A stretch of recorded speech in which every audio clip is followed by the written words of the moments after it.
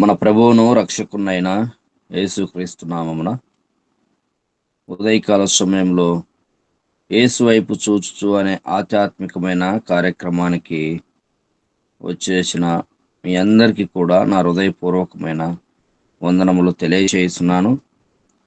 చాలా సంతోషం. ఇంతవరకు మనము దేవుని సన్నిధిలో పాటలతోనూ వాక్యములతోనూ మరి పాడుతూ చదువుతూ ఆధ్యాత్మికముగా ముందుకు సాగుతూ ఉన్న విధానాన్ని బట్టి దేవునికి ఎంతగానో కృతజ్ఞతాస్తుతులు స్తోత్రములు చెల్లించబదులమై ఉన్నాం. ప్రియులారా, మరి దేవుని వాక్యంలోనికి మనం వెళ్దాం. తిమోతికి రాసిన మొదటి పత్రిక 1వ అధ్యాయము 19వ వచనాన్ని చదువుకుందాం.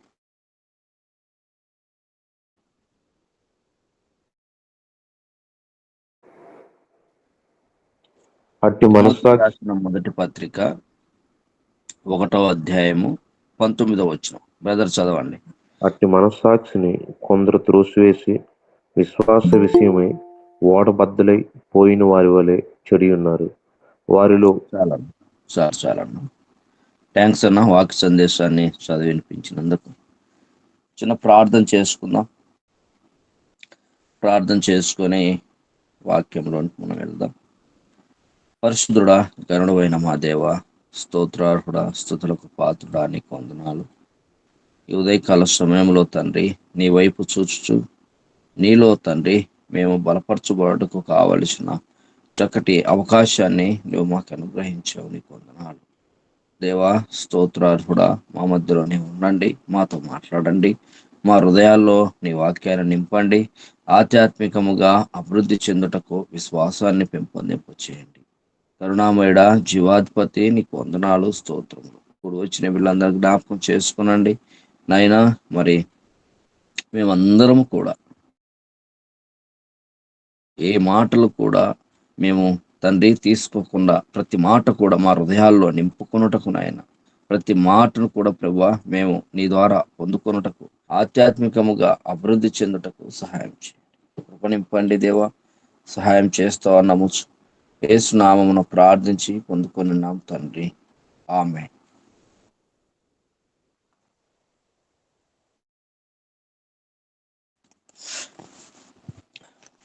మరొకసారి కూడి వచ్చిన మీ అందరికీ కూడా నా హృదయపూర్వకమైన వందనములు తెలియజేస్తున్నాను. మరి ఈ దినము ఇంకో పాస్టర్ గారికి నేను ఈ దినం వాక్య సందేశాన్ని ఏమని చెప్పి వారికి తెలియజేస్తే వారు రాత్రి 10 గంటలకి బ్రదర్ ఈరోజు కుదరదు, నేను వేరే ప్రదేశంలో ఉన్నాను, కొద్దిగా ఇబ్బంది అవుతుంది అని తెలియజేశారు. ఇంకా ఆ టైంలో మరలా ఎవరికి చెప్పలేము గనక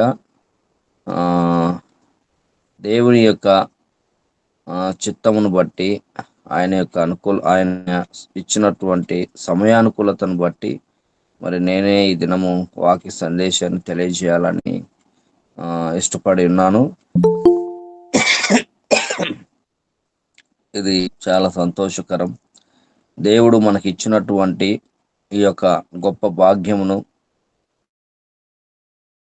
మనస్పూర్వకంగా దేవుని సన్నిధిలో మనము నమ్మకంగా పనిచేసినప్పుడు దేవుడు మన పక్షాన నిలిచి ఉండి ఆయన నమ్మకంగా మన పనులు జరిగించటానికి ఇష్టపడతాడు.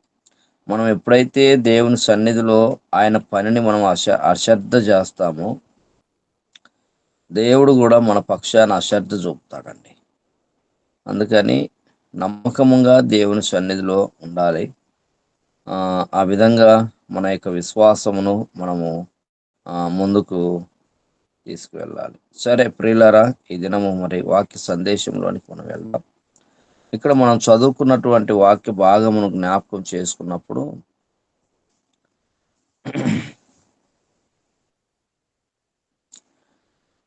ఏమున్నది అంటే 19వ వచనాన్ని మనం ఒకసారి చదివితే, తిమోతికి రాసిన పత్రిక 1వ అధ్యాయము 19వ వచనంలో, అట్టి మనస్సాక్షిని కొందరు త్రోసివేసి విశ్వాస విషయమై ఓడ బద్దలైపోయిన వారి వలె చెడి ఉన్నారు. ప్రియులారా, ఈ మాటను మనం చదివినప్పుడు ఏం గుర్తుకొస్తుందంటే, మనస్సాక్షి మనం దేనితో పోల్చుకోవచ్చు అనంటే, మనకు దేవుడు చక్కటి 2 కళ్ళు ఇచ్చాడు కదా అండి. మంచి దృష్టిని కలగచేసేటివి. దూర దృష్టిని గూడా, దూరం నుంచి ఏమన్నా వచ్చేది గూడా మనం చూడగలుగుతాం. దేవుడిచ్చినటువంటి ఈ 2 కళ్ళు చాలా సున్నితమైనవండి. చాలా సున్నితమైనవి. ఈ సున్నితమైనటువంటి కళ్ళల్లో ఒక చిన్న నలుసు ఏదన్నా పడ్డదనుకోండి, చిన్న నలుసు ఏమన్నా పడితే చాలా బాధపడుతుంది. చాలా బాధపడి అదేం చేస్తదంటే కంటిలో ఊరికే నీరు కారుతూ ఉంటది. నీరు కారుతూ, కారుతూ, కారుతూ ఎటు తిరిగి కంటిలో ఉన్నటువంటి ఆ నలుసును బయటికి మరి నెట్టేస్తుంది, త్రోసేస్తుంది. ఎంతగా ప్రయత్నం చేసి అదేం చేస్తదంటే కంటిలో ఉన్న నలుసును బయటికి పంపించేదాకా కూడా ఆ కన్ను కాముగుండదు. అంటే కంటిలో ఉన్నటువంటి ఆ యొక్క చిన్న చిన్న నలుసులను కూడా కన్నేం చేస్తదంటే బాగా కన్నీరు కార్చినట్టుగా కన్నీరు పెట్టి బయటికి త్రోసేస్తది.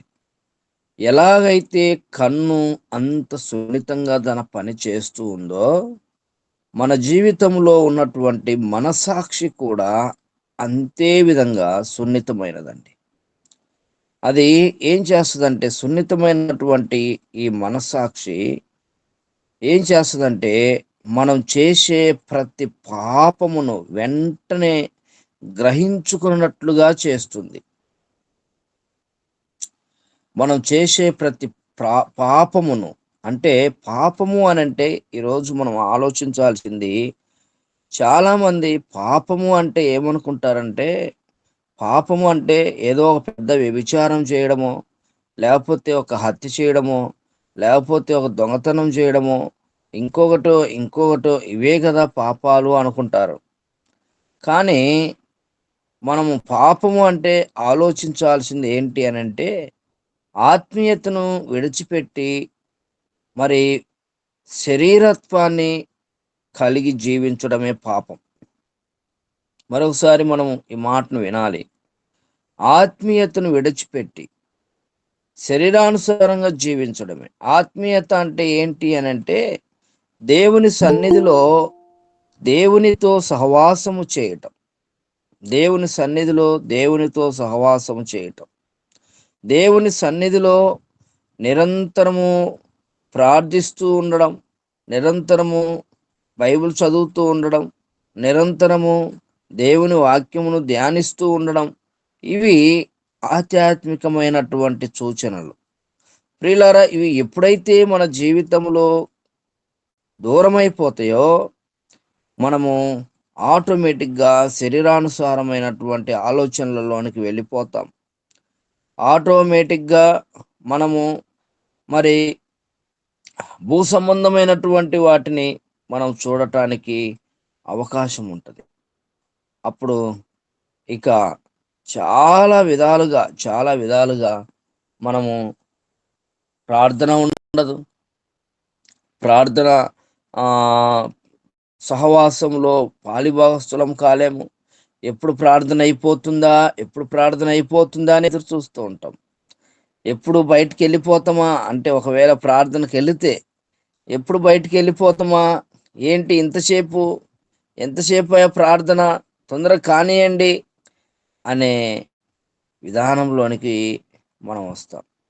ప్రియులారా, దేవుని వాక్యం మనకి ఏం చెప్తుంది అనంటే, మనస్సాక్షి ఏం తెలియజేస్తదంటే, మన పాపములను వెంటనే మనకు తెలియచేస్తది. మన తలంపులను కూడా అవి మంచివి, చెడ్డవి అనేది అది మనకు తెలియచేస్తూ ఉంటుంది.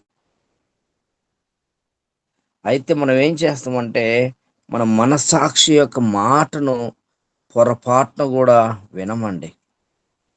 మన మనస్సాక్షి యొక్క మాటను పొరపాటున కూడా వినం. ఏమైపోతుంది అనంటే ఇక్కడ మనం చదివినప్పుడు అట్టి మనస్సాక్షిని కొందరు మనస్సాక్షిని త్రోసివేస్తారండి. మనస్సాక్షిని త్రోసివేసి ఓడ బద్దలై, అక్కడ మనం చూస్తాం కదా, ఆ త్రోసివేసి విశ్వాస విషయమై ఓడ బద్దలైపోయిన వారి వలె చెడి ఉన్నారు. ఓడ బద్దలైపోయినటువంటి వారిగా, అంటే ఓడ అనేది అక్కడ ఉదాహరణగా ఇస్తూ ఉన్నారు. ఓడ బద్దలైనంటే ఎప్పుడు ఓడ బద్దలైపోతుంది? ఓడలోనికి నీరు చేరినప్పుడు. ఓడలోనికి నీరు ఎప్పుడు చేరుతుంది? ఓడకి బెజ్జం పడినప్పుడు. బెజ్జం పడినప్పుడు కింద భాగంలో బెజ్జం పడితే ఆ బెజ్జంలో నుంచి నీరంతా లోపలికి వస్తుంది. నీరంతా లోపలికి రాగా అప్పుడు ఏమైపోతుందంటే ఓడంతా కూడా మరి మునిగిపోయే అవకాశం ఉంటుంది. అందుకని మనం చదువుతాం. ఒకవేళ గుర్తుంటే గిన 10th క్లాస్లో ఒక ఉపవాచకం అనేది ఉండదు. అక్కడ ఏమైతుందంటే ఆ ఓడలో ప్రయాణిస్తున్నప్పుడు, ఓడలో మునిగిపోతూ ఉన్నప్పుడు సామాన్ అంతా కూడా బయటేస్తారంట. అంత ఆ ఓడ గురించి అక్కడ మనం చూస్తాం. మొత్తానికి ఏదేమైనా ఓడ బద్దలైపోతున్నప్పుడు, మునిగిపోతున్నప్పుడు ఏం చేస్తారంటే అలజడి అక్కడ ప్రారంభమవుతుంది.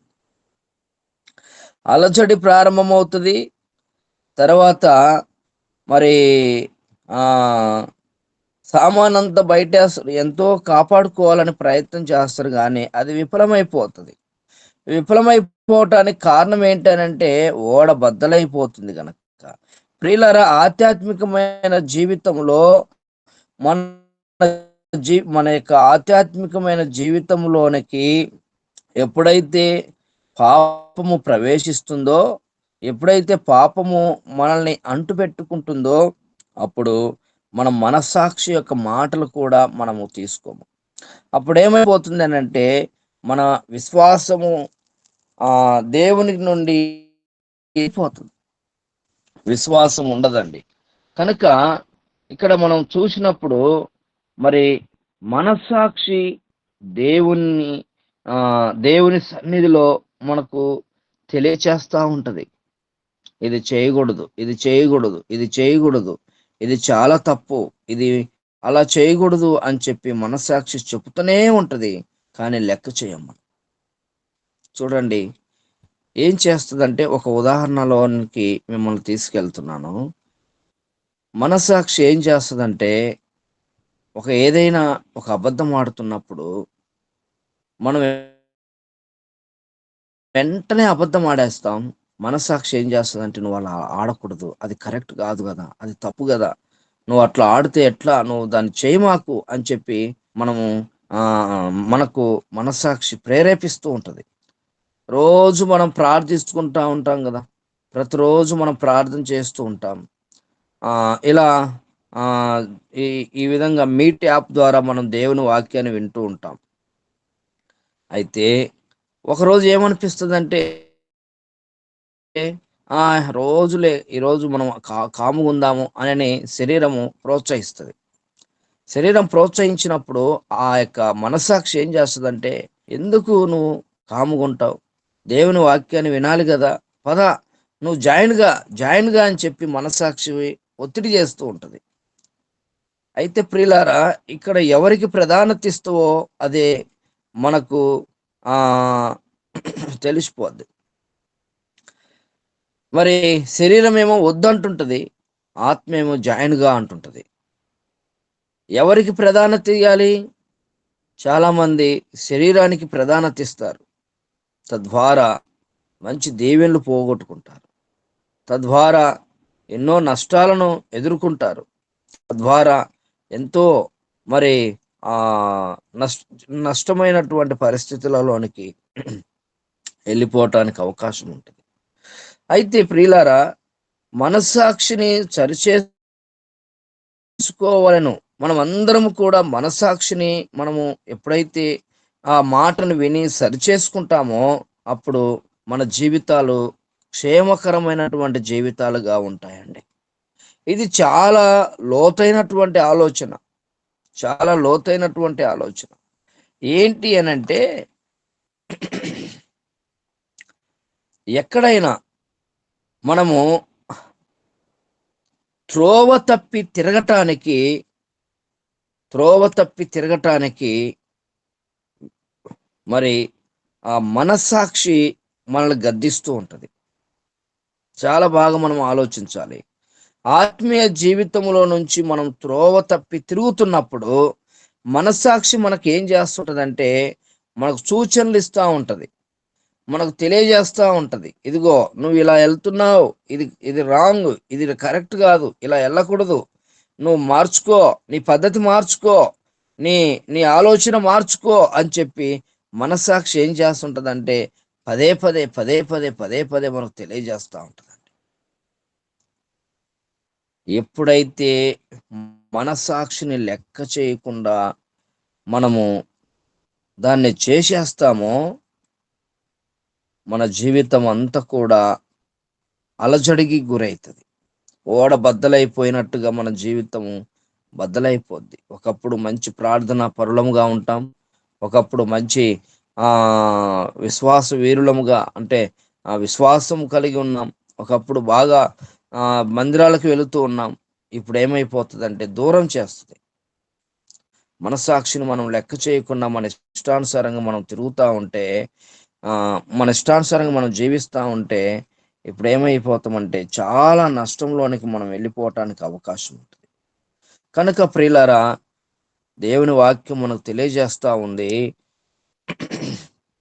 అట్టి మనస్సాక్షిని కొందరు త్రోసివేసి. ఈ ఉదయకాల సమయంలో దేవుని వాక్యాన్ని వింటున్న మనం ఒకసారి ఆలోచిద్దాం. మన మనస్సాక్షిని మనం త్రోసివేసే వారిగా ఉన్నామా? మన మనస్సాక్షిని మనము మాట అయినే వారిగా మనం ఉన్నామా అనేది మనము జ్ఞాపకంలో చేసుకోవాలి, ఆలోచించాల్సినటువంటి విషయము ఉన్నది. ఒకసారి రోమీలకు రాసిన పత్రిక చదువుదాం.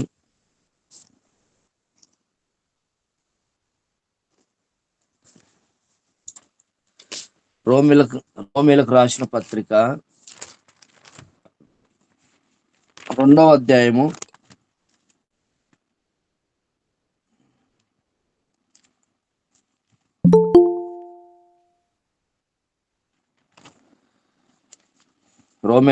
పత్రిక 2వ అధ్యాయము 15వ వచనాన్ని ఒకసారి చదువుకుందాం. అట్టి వారి మనస్సాక్షి కూడా సాక్ష్యమిచ్చుచుండగను, వారి తలంపులు ఒకదాని మీద ఒకటి తప్పు మోపుచు లేక తప్పు లేదని చెప్పుచుండగను, ధర్మశాస్త్రానుసారము తమ హృదయములందు వ్రాయబడినట్టు చూపుచున్నారు. ఆమేన్. ఇక్కడ మనం చూస్తే మనస్సాక్షి ఏం చేస్తుందంటే సాక్ష్యం ఇచ్చునండి. మన మనస్సాక్షి మనకి ఏం చేస్తుందంటే సాక్ష్యం ఇస్తూ ఉంటుంది. వారి తలంపులను అక్కడ మనం చూస్తాం. వారి తలంపులు ఒకదాని మీద ఒకటి తప్పు మోపుచు లేక తప్పు లేదని చెప్పుచుండగను. మన తలంపులు ఏం చేస్తుంటాయంటే చూడండి, చాలా ఆలోచించాల్సినటువంటి విషయం. మనసాక్షి ఉంటది, ఊహలు తలంపులు ఉంటవి, ఇంకా శరీరానుసారమైనటువంటి ఆలోచనలు ఉంటవి. అందుకనే ఆది కాండములో మనం చూస్తే మానవుని యొక్క ఊహ బహు చెడ్డది అనే మాట మనం అక్కడ చూస్తాం. ఊహించుకుంటా ఉంటారు, జరగంది కూడా జరిగినట్టుగా ఊహించుకుంటూ ఉంటారు, లేనిది కూడా ఉన్నట్టుగా ఊహించుకుంటూ ఉంటారు. ఇలా ఊహించుకోబట్టి మనిషి యొక్క తలంపులు వేరైపోతాయి.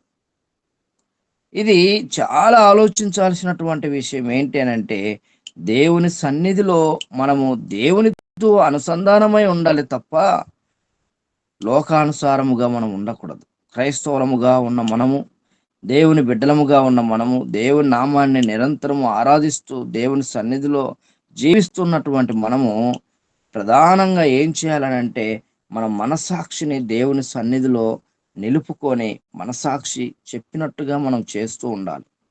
మన మనస్సు దే ఎందుకు మనస్సాక్షి ఇంతగా ఒత్తిడి చేస్తుంది అని అంటే, మనస్సు అనేది హృదయంలో నుండి హృదయానికి అనుసంధానమై ఉన్నదండి. అయితే మనం చనిపోయిన తర్వాత, మనం మరణించిన తర్వాత లెక్క ఏది చెప్పాలి అని అంటే శరీరము లెక్క చెప్పదు. మన యొక్క మనస్సు, మన యొక్క మనస్సాక్షి లేక మన యొక్క హృదయమే దేవునికి లెక్క చెప్పాలి. అందుకనే హృదయం యొక్క వేదన ఏంటి అని అంటే, మనస్సాక్షి ఎక్కడి నుండి ఉద్భవింపబడుతుంది అని అంటే హృదయంలో నుండండి. ఈ హృదయం యొక్క ఉద్దేశ్యం ఏంటి అని అంటే, ఇక్కడ ఏదైతే నేను జీవించానో, ఏ విధంగా అయితే నేను జీవించానో, ఇక్కడ నేను ఎలా అయితే బ్రతికానో, ఇదన్నీ కూడా నేను లెక్క చెప్పాలి. ప్రతి ఒక్కటి కూడా నేను లెక్క చెప్పాలి. కానీ శరీరానికి ఆ యొక్క లెక్క చెప్పేటువంటి బాధ్యత లేదు. శరీరం ఏం చేస్తదంటే, శరీరము మరణించిన వెంటనే సమాధి చేయబడిన తర్వాత మన శరీరం అంతా కూడా ఉల్లిపట్టి మట్టి అయిపోతది. కానీ ఈ యొక్క హృదయం, ఆత్మ దేవుని దగ్గరికెళ్తుంది. దేవుని దగ్గర మనం భూమి మీద ఎలా జీవించామో, ఎలా బ్రతికామో అన్నీ కూడా ప్రతిది కూడా అక్కడ లెక్క చెప్పాలి. అందుకనే శరీరానికి ఆత్మ ఏం చేస్తదంటే ఒత్తిడి చేస్తూ ఉంటది. బద్ధకంగా నిద్రపోతున్నప్పుడు ఆత్మ ప్రేరేపిస్తూ ఉంటది. "నువ్వు లెయ్యి, లెయ్యి, ఇంతసేపు పండుకో మాకు. నువ్వు లెయ్యి" అని చెప్పి ఒక ప్రేరేపణ మనసులో నుంచి ఉద్భవిస్తా ఉంటది. కానీ శరీరం ఏం చేస్తదంటే, ఇంకొంచేపు పండుకుందాం, ఇంకొంచేపు పండుకుందాం, ఒక అర్ధగంట పండుకుందాం, దుప్పటి కప్పుకుందాం, తర్వాత ఒక అర్ధగంట తర్వాత మళ్ళీ చదువుదాంలే, మళ్ళీ ప్రార్థన చేసుకుందాంలే, రోజు చేస్తున్నావు కదా, ఈరోజు ఒక్కరోజు ఈ పని చెయ్యి అని చెప్పి ఏం చేస్తుంటదంటే ఇలా ఒత్తిడి చేస్తూ ఉంటది. ఏమండి, ఆత్మీయ జీవితంలో 2 పోరాడుతూ ఉంటాయండి నిరంతరము. ఆత్మ, శరీరము నిరంతరం మనలో యుద్ధం జరుగుతా ఉంటదండి. అది మనకు అర్థం కాదు. మన యొక్క జీవితంలో నిరంతరము యుద్ధం జరుగుతా ఉంటది. శరీరమేమో లోకానుసారంగా ఆలోచించాలనుకుంటది. ఆత్మేమో పరలోకానుసారంగా ఆలోచిస్తూ ఉంటది. ఆత్మేమో పరలోకానుసారంగా దేవుని యొక్క ఆత్మీయ జీవితముల ద్వారా మనం నేర్చుకోవాలని చెప్పి తెలియజేస్తూ ఉంటది. శరీరమేమో భూసంబంధముగా, చూడు వాళ్ళు కారు కొన్నారు కదా, మనకు ఉంటే బాగుండు కదా, వారు ఇండ్లు కట్టారు కదా, మనం కట్టుకుంటే బాగుండు కదా, వాళ్ళు అది అట్లా ఉన్నారు కదా, ఇట్లా ఇలా ఆ ఒకరి మీద ఒకరికి ఆలోచన కలగజేస్తూ ఉంటది. అందుకనే మనము ఎలాగుండాలి అని అంటే, ఆత్మానుసారులమైనటువంటి మనము ఆత్మానుసారమైనటువంటి ఆలోచన కలిగి ఉండాలి. ఏ విధమైనను మనం ఆలోచించుకుంటే మన ఆత్మీయ జీవితాన్ని మనము ఎప్పటికి కూడా విడిచిపెట్టకూడదండి. ఎప్పటికి కూడా విడిచిపెట్టకూడదు. అందుకనే ఇక్కడ మనం చూస్తాము, అట్టి మనసాక్షిని కొందరు త్రోసివేసి, చాలా మంది ఈ ఒత్తిడిలో, ఈ యుద్ధములో, ఆత్మకు శరీరానికి యుద్ధం జరుగుతున్నప్పుడు చాలా మంది ఏం చేస్తారంటే ఆత్మీయమైనటువంటి ఆ మనస్సాక్షిని విడిచిపెట్టేసి ఏం చేస్తారంటే శరీరానుసారంగా జీవిస్తూ ఉంటారు. శరీరానుసారంగా జీవిస్తూ ఉంటారు. ఎలా అంటే వారు ఎక్కడో బయట ఉండరు, కానీ సంఘంలోనే ఉంటారు, మందిరంలోనే ఉంటారు. వారు ఏం చేస్తుంటారంటే పాపం చేస్తూ మందిరానికి వస్తుంటారు,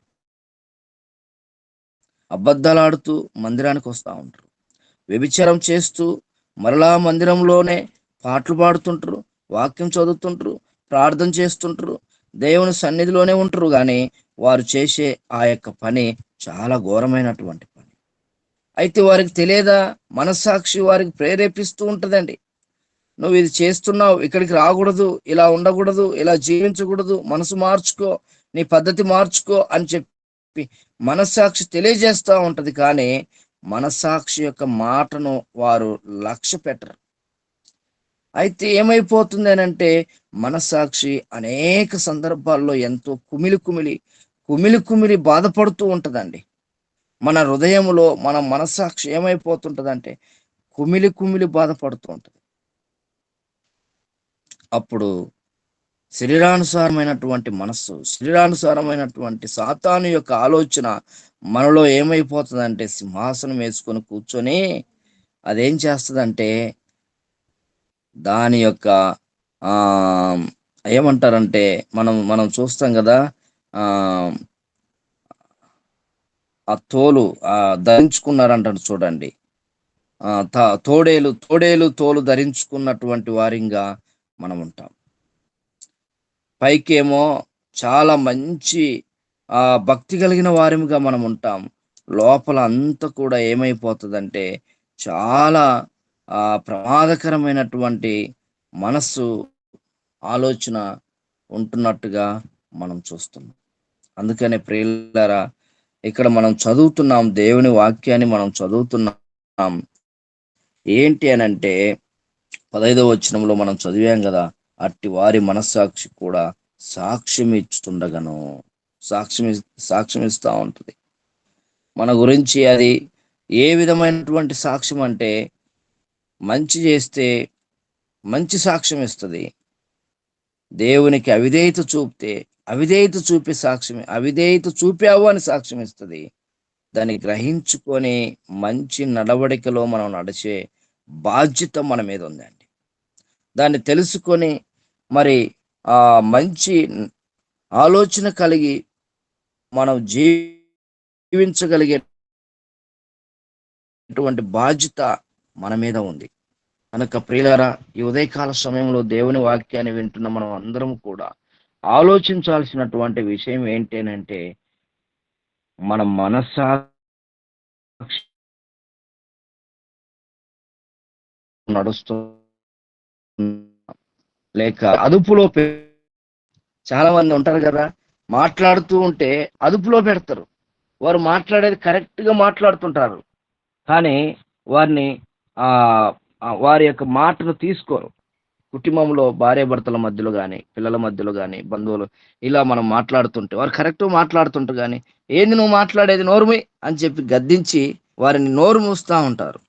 కానీ అతను మాట్లాడేదే కరెక్ట్ ఉండొచ్చు, కానీ తీసుకోరు. మనసాక్షి యొక్క మాట కూడా మనం తీసుకోకపోతే చాలా ప్రమాదం అండి. దాన్ని గద్దించి అదుపులో చేయాలని ప్రయత్నం చేస్తే మనము చాలా నష్టపోయేటువంటి పరిస్థితిలో మనం ఉంటాం. అందుకనే ఇక్కడ మరొకసారి మనం దేవుని వాక్యంలో మనం చూస్తే హెబ్రీలకు రాసిన పత్రిక 9వ అధ్యాయంలోనికి రండి.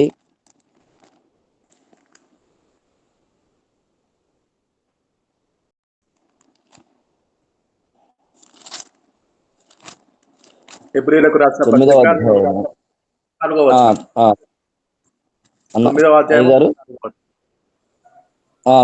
అధ్యాయము 14వ వచనం.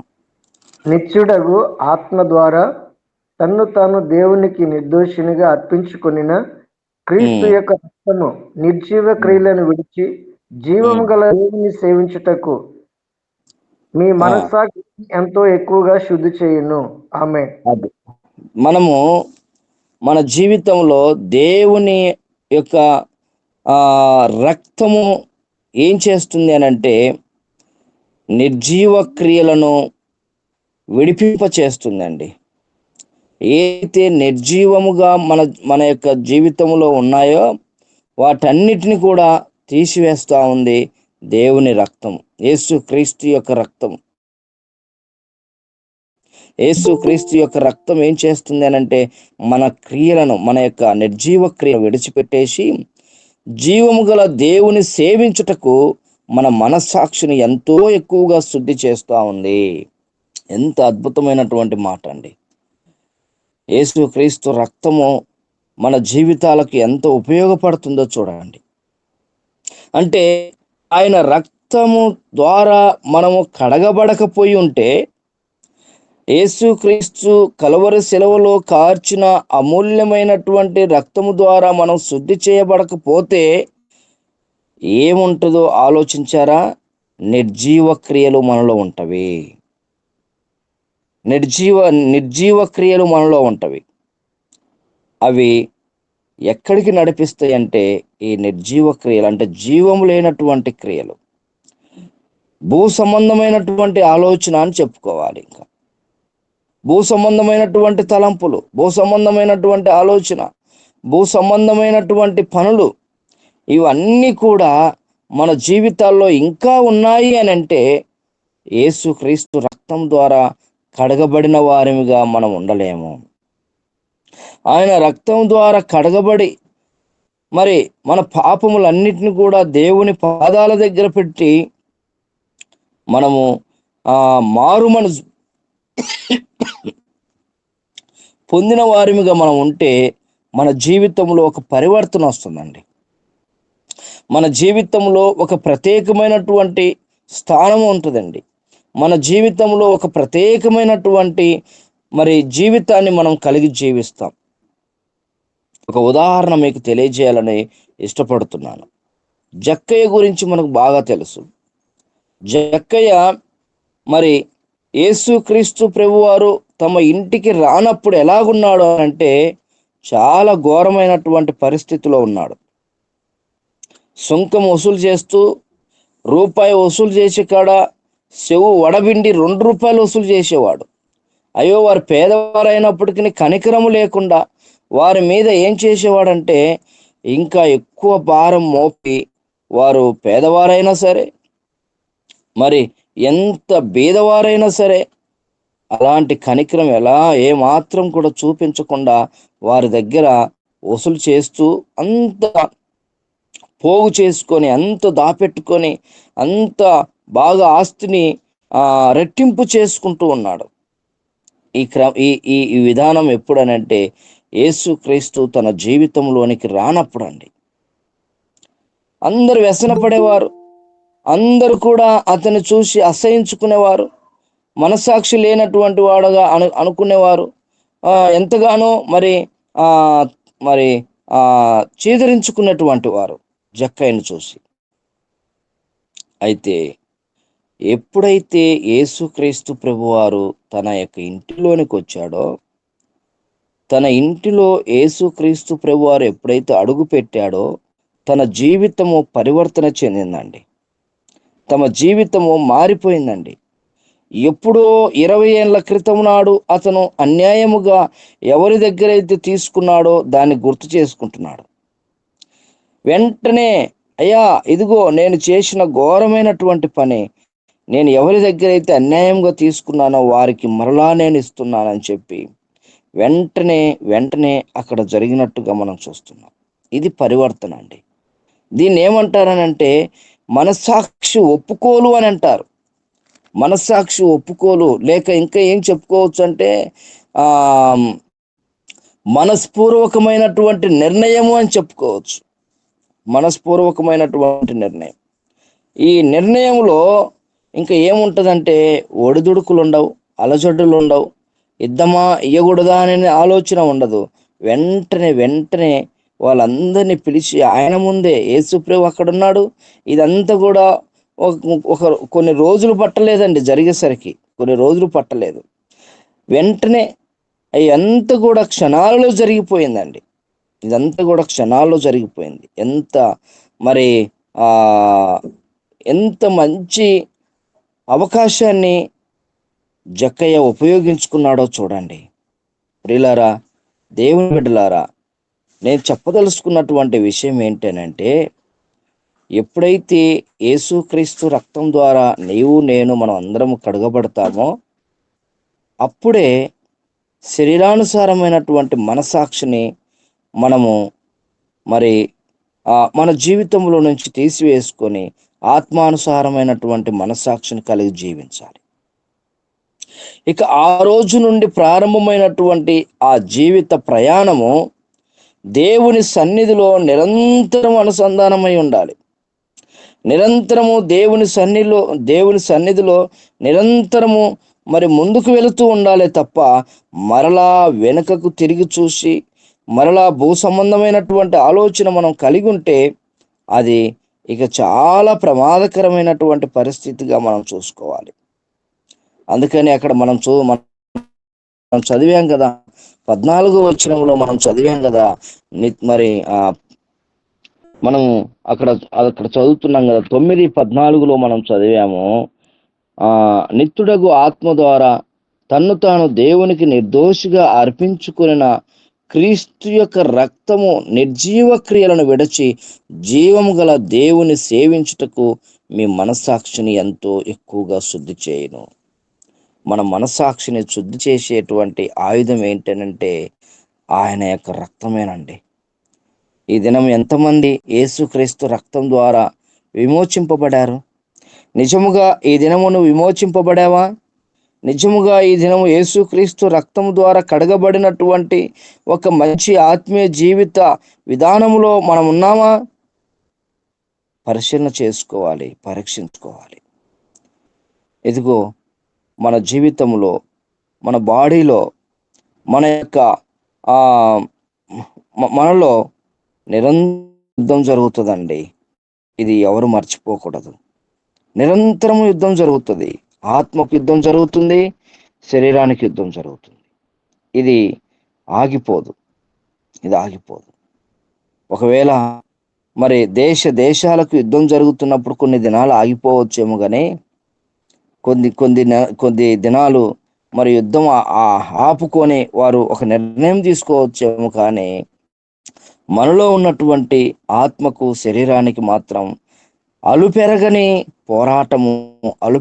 పోరాటము నిరంతరము యుద్ధం జరుగుతూ ఉంటుంది. ఈ యుద్ధములో నీవు ఏ వైపుకు మొగ్గు చూపుతావో అది గెలుస్తుందండి. శరీరానికి మొగ్గు చూపుతున్నావా? శరీరమే గెలుస్తుంది. ఆత్మకు నీవు మొగ్గు చూపుతున్నావా? ఆత్మకు విజయం వస్తుంది. దానికి నీవే ప్రధానునిగా ఉంటావు. అందుకనే ప్రియులారా, యేసుక్రీస్తు రక్తం ద్వారా కడగబడిన వారిమిగా, యేసుక్రీస్తు రక్తం ద్వారా విమోచింపబడిన వారిమిగా, ఆయన రక్తం ద్వారా మనము అందరము కూడా కొనబడామండి. దేవుని వాక్యం మనకు చెప్తా ఉంది, యేసుక్రీస్తు రక్తం ద్వారా మనం అందరం కొనబడాం. మనం అందరినీ ఆయన కొనుక్కున్నాడండి. ఆయన కొనుక్కున్నాడు. ఇప్పుడు మనం ఎవరిమానంటే బానిసలము కాదు. మనం ఎవరిమానంటే ఇప్పుడు దేవుని రక్తం ద్వారా విమోచింపబడిన వారిని. విమోచన పొందిన వారు ఎలాగుంటారు? స్వేచ్ఛగా ఉంటారు. జైళ్ళలో ఉన్నవారిని అడగండి, మీకు స్వేచ్ఛ ఉందా అని అంటే వారు ఏం చెప్తారు? స్వేచ్ఛ ఉండదు వారికి జైల్లో ఉన్నారు కనుక వారికి స్వేచ్ఛ ఉండదు. ఏదైనా పని చేయాలంటే పర్మిషన్ అడగాలి, ఎక్కడికైనా వెళ్ళాలంటే పర్మిషన్ తీసుకోవాలి. ఎవరితోనైనా మరి ఈవెన్ ఇంట్లో వాళ్ళు వచ్చినా కూడా పర్మిషన్ తీసుకొని అక్కడికి వెళ్ళి మాట్లాడాలి. అదే విడుదల పొందారనుకో, జైల్లో నుంచి బయటకు వచ్చారనుకో, వారికి ఏమవుతుందంటే స్వేచ్ఛ. ఇంకెవరిని అడగాల్సిన పని ఉండదు. పాపములో బంధింపబడి ఉన్నప్పుడు మనం పాపమునకు దాసులమైపోతాం. పాపము మనల్ని పరిపాలన చేస్తుంది. పాపము మనకు అధికారిగా ఉంటుంది. అందుకనే యేసు క్రీస్తు పాపపు బంధకాలలో నుండి మనల్ని తన రక్తం ద్వారా విమోచించాడండి. విమోచింపబడిన మనము ఇప్పుడు స్వేచ్ఛ జీవులముగా మనం ఉన్నాం. ఇప్పుడు మనము మరి విడుదల పొందిన వారిగా మనం ఉన్నాము గనక మనము ఎప్పుడైనా దేవుని సన్నిధిలో ఆరాధించవచ్చు, ఎప్పుడైనా దేవుని సన్నిధిలో ఆనందించవచ్చు, ఎప్పుడైనా దేవుని సన్నిధిలో కూడి సంతోషంగా ఆయన్ను మరి ఉత్సాహ గానములు చేయొచ్చు. ఆయన సన్నిధిలో మనం నిరంతరము ఆరాధించటానికి అవకాశం ఉంది. ఈ గొప్ప ధన్యత యేసుక్రీస్తు ప్రభువు ద్వారా మనకు అనుగ్రహింపబడింది. ప్రియులారా, ఈ ఉదయకాల సమయంలో మనం ఆలోచిద్దాం. మనం విమోచింపబడిన వారిమే, ఇంకా బంధకాలలో ఉన్నవారిమే. చూడండి, బంధకాల్లో ఉంటే మనము చాలా ఇబ్బందికరమైనటువంటి వాతావరణంలోనికి మనం వెళ్ళిపోతాం. దేవుని సన్నిధిలో మనము దేవుని వాక్యం ద్వారా ఈ దినము మనము మరి ఆలోచిద్దాం. దేవుని వాక్యాన్ని మనము తీసుకుందాం. ఒకసారి మనం ఇంకా ముందుకెళ్తే అదే హెబ్రీలకు రాసిన పత్రిక 10వ అధ్యాయము 22వ వచనములో మనం చూస్తే, మనస్సాక్షికి కలుముషము తోచకుండునట్లు ప్రోక్షింపబడిన హృదయములు గలవారమును, నిర్మలమైన ఉదకముతో స్నానము చేసిన శరీరములు గలవారమునై ఉండి, విశ్వాస విషయంలో సంపూర్ణ నిశ్చయిత కలిగి యథార్థమైన హృదయంతో మనము దేవుని సన్నిధానమునకు చేరుదము. మనస్సాక్షి ఎలా ఉండాలంటే కల్ముషము లేకుండా ఉండాలి. కల్ముషము లేకుండా ఉండాలి. ప్రోక్షింపబడిన హృదయములు గలవారమును. చూడండి, దేవుని వాక్యం ఎంత అద్భుతంగా మనకు తెలియజేస్తుంది అనంటే, ప్రోక్షింపబడినటువంటి హృదయాలు కలిగి ఉండాలి. ఆత్మతో నింపబడాలండి. దేవుని యొక్క పరిశుద్ధాత్మ ద్వారా నింపబడిన వారే. మనం చూస్తాం కదా, ఎలా ఆత్మతో నింపబడాలి అనంటే, ఆది సంఘములో వారు ఏం చేస్తున్నారనంటే అపోస్తుల కార్యములో మనం చూస్తే ఆత్మతో నింపబడిన వారు ఏం చేస్తున్నారంటే, మరి భాషలు మాట్లాడుతున్నారు. ఇంకా వారు ఇంటింటికి వెళ్ళి రొట్టె విరుచుతూ ఉన్నారు, ప్రార్థన చేస్తూ ఉన్నారు, భాషలకు అర్థం చెప్తూ ఉన్నారు. ఇంకా మనం చూస్తే వారు ఎంతగానో ఒకరు ఇబ్బందుల్లో ఉంటే మరొకరు సహాయం చేస్తున్నారు. ఒకరు కష్టాల్లో ఉంటే ఆ కష్టాలకు మేము కూడా ఆ కష్టాలను తీరుస్తామని చెప్పి ముందుకు వస్తున్నారు. ఆత్మతో నింపబడినటువంటి ఒక మంచి జీవితాన్ని మనం కలిగి జీవించాలి. ఇది దేవుడు అనుగ్రహించినటువంటి గొప్ప వరం. ప్రియులారా, దేవుని బిడ్డలారా, ఒకసారి మనం ఆలోచిద్దాం. నీవు దేనికి ప్రాధాన్యత ఇస్తున్నావు? మన అందరము దేనికి ప్రాధాన్యత ఇస్తున్నాం? ఆత్మక, శరీరానిక? మనస్సాక్షి ప్రేరేపిస్తూ ఉంటది. మనస్సాక్షి తప్పును తెలియజేస్తూ ఉంటది. ఒక మాట చెప్పాలంటే సూది లాంటిదండి. మనస్సాక్షి ఎలాంటిదంటే సూది ఉంది కదా, అది ఎక్కడ వేసినా కూడా అది కుచ్చుతూనే ఉంటదంట. మనస్సాక్షి కూడా మనల్ని నిరంతరము గుచ్చుతా ఉంటది. చిన్న తప్పు చేసినా కూడా మనకి తెలియజేస్తూ ఉంటది. దాన్ని త్రోసివేయకుండా మనము దేవుని సన్నిధిలో సరిచేసుకుంటే మన జీవితము దేవుని సన్నిధిలో మరి ఎంతగానో ఆధ్యాత్మికముగా ముందుకెళ్ళటానికి అవకాశం ఉంటుంది. కనుక ఈ ఉదయం మనం ఒక ఆలోచనకొద్దాం, ఒక నిర్ణయం తీసుకుందాం, దేవుని సన్నిధిలో ఆత్మీయంగా ముందుకెళ్దాం.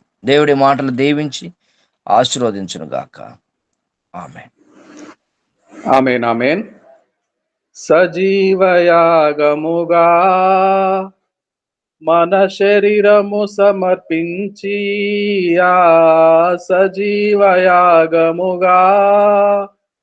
మన శరీరము సమర్పించి, సంపూర్ణ సిద్ధి నొందా శుద్ధాత్మను నొసగితివి. సంపూర్ణ సిద్ధి నొందా శుద్ధాత్మను నొసగితివి. సంపూర్ణ సిద్ధి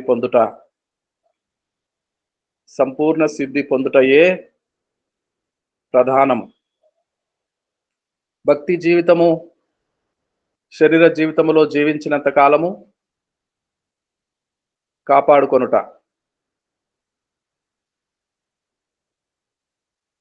కాపాడుకొనుట, భక్తి నుండి తొలగిపోయిన వారు, ఓడబద్దలైపోయిన వారు,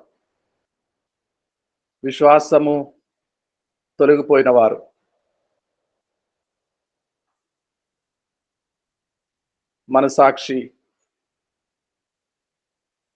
మనసాక్షికి లోబడని వారు,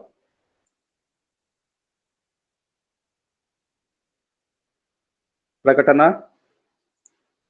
22వ అధ్యాయము 14వ వచనం. జీవవృక్షమునకు హక్కు గలవారై గుమ్మముల గుండా ఆ పట్టణము లోనికి ప్రవేశించినట్లు తమ వస్త్రములను ఉదుకుకొని వారు ధన్యులు.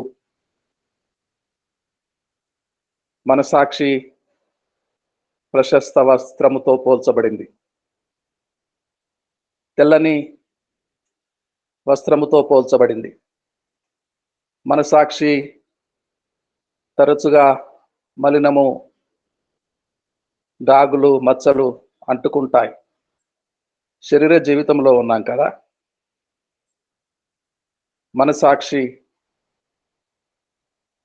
మన సాక్షి, వస్త్రము, గొర్రెపిల్ల రక్తము చక్కగా వివరించి దేవుని దాసులు మాట్లాడి ఉన్నారు. యేసు రక్తము, గొర్రెపిల్ల రక్తము, గొర్రెపిల్ల రక్తములో తమ వస్త్రములను ఉదుకుకొని వారు ధన్యులు. నిరంతరము సాధన చేయవారు ధన్యులు. యేసు రక్తము ఏనాడో 40 సంవత్సరాల క్రితము, 30 సంవత్సరాల క్రితము, ఒక్కసారే 20 సంవత్సరాలు, 25 సంవత్సరాలు పాపములు ఒప్పుకొనున్న ఆ పాత దినము ఒక్కసారే ఉదుకుకొన్నాము. నిరంతర ప్రక్రియ, నిరంతరము ఉతుక్కుంటూ ఉండాలి. నిరంతరము ఎప్పటికప్పుడు ఉతుక్కుంటూ ఉండాలి. గొర్రెపిల్ల రక్తము అందుబాటులో ఉండగా ప్రోక్షింపబడిన హృదయములు గలవారమై మన సాక్షికి కల్మషము తోచకుండానట్లు ఎవరి మనసుకు వారికే తెలుస్తుందండి. మనలో ప్రతి ఒక్కరికి మనసాక్షి ఉంటుందండి. ఎవరికి కల్మషము తోస్తుందో, మచ్చలు మరకలు పడిపోతున్నాయో వారికే తెలుసు. వారికే తెలుసు. వాక్యము గలవారము, విశ్వాసము గలవారము, నిరీక్షణ గలవారము ఎప్పటికప్పుడు నిర్మలమైన ఉదకముతో, వాక్యముతో సాధన చేసుకుంటూ ఉండాలి. ఎందుకు? నిలబడినప్పుడల్లా యాకోబు గారు దేవుని వాక్యము ప్రకటిస్తున్నారు, బోధిస్తున్నారు. మనకు మనసాక్షికి కల్మషము తోచకుండానట్లు. మన మనసాక్షులు మలినమైపోతాయేమో, ప్రోక్షింపబడిన హృదయములు గలవారమై, ప్రోక్షింపబడిన హృదయములు గలవారమై గొర్రెపిల్ల రక్తముతో కడుగుకొనుట, గొర్రెపిల్ల రక్తములో ముంచుట, వస్త్రములను ముంచుట. గొర్రెపిల్ల రక్తము ఎర్రని రక్తము. ఎర్రని పాపములన్నీ, నల్లని పాపములన్నీ, మచ్చలన్నీ, మరకలన్నీ ధవలముగా మార్చి కడిగేస్తుందండి. మలినము, మరకలు అన్నీ పోవునట్లుగా కడిగేస్తుందండి వాక్యము. వాక్యములో ఆధారమై ఉన్న గొర్రెపిల్ల రక్తము. గొర్రెపిల్ల రక్తము మనము కడుక్కుందామా?